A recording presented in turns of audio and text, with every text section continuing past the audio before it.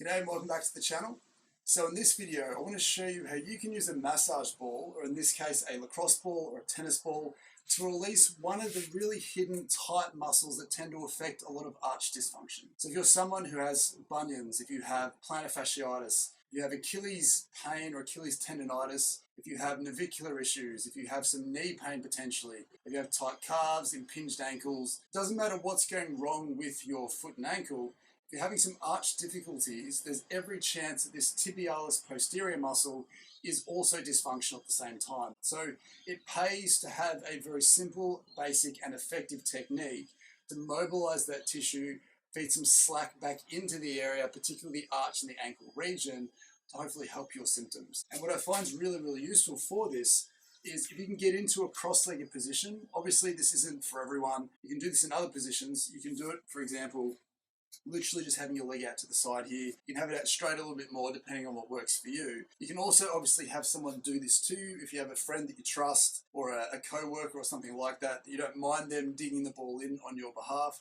That also works as well. What we want to get you to do is we want to locate that tib post muscle, and that if you find your shin bone at the front, if we come back from that a little bit, this is essentially where the tib post musculature, the meaty part of the muscle, tends to sit. And then as it goes down the inner leg, it comes on the inside of that ankle bone, turns into a tendon, and then attaches underneath the foot around where the arch tends to be. So it's very closely aligned to poor arch dysfunction, or poor arch function, sorry, because every time that arch collapses, then you can consistently create excess tension through that area, which again can set it up for pain and dysfunction in its own right, but can also contribute to the pain and dysfunction that you might be having around that arch or around that arch dysfunction. Once we've found and located a tight spot, it's not too hard. We've got probably 3 different options that you can try to see which one gives you the best bang for your buck. Starting probably 2/3 of the way up that leg, I like to sort of start at the shin and then roll down on top of that.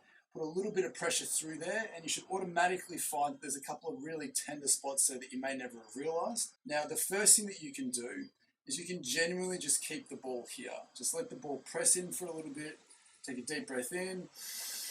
Tense the muscle underneath, point your toes, really tense your calf up. Get the muscle underneath to tense with that PNF or contract relax model, so that when you relax, that ball will sink in further because the soft tissue underneath has relaxed underneath that. Then what we can get you to do is then move it down a little bit lower, try and find the next spot that's a little bit tight, a little bit tender, squeeze everything up again, tense it up, then relax. The second thing that you can do obviously is the stereotypical rolling, where you just put some pressure through there and roll up and down that. This isn't necessarily my favorite way to do this. I don't feel like it gives us the bang for our buck that we're looking for in this video. But again, going up and down the length of that tissue might work for you depending on how tender it is. But also going acrossways, doing some cross frictions through that area might be another way that you can really try and sort of get some of that tissue to prompt that tissue to release a little bit faster. But again, I don't find that as helpful or as useful as the contract relax, because it may actually be a lot more tender for you, which we don't necessarily want if we can avoid that. Now, once you've had a look around with those areas, the third way that I like to try and get this tissue to free up is, again, once you've found a really tight and tender spot, put enough pressure through there so you still feel very safe and comfortable. We can then get you to maneuver your ankle around in different directions. You can bend your foot backwards and forwards. You can turn the sole of your foot inwards, the sole of your foot outwards. Try and get that tissue to shear free underneath the ball. That we can feed a little bit more slack into that area, and that area starts to move a little bit better. And then what you hopefully find is when you move those ankles around again, you should automatically feel like the side that you just did is automatically looser.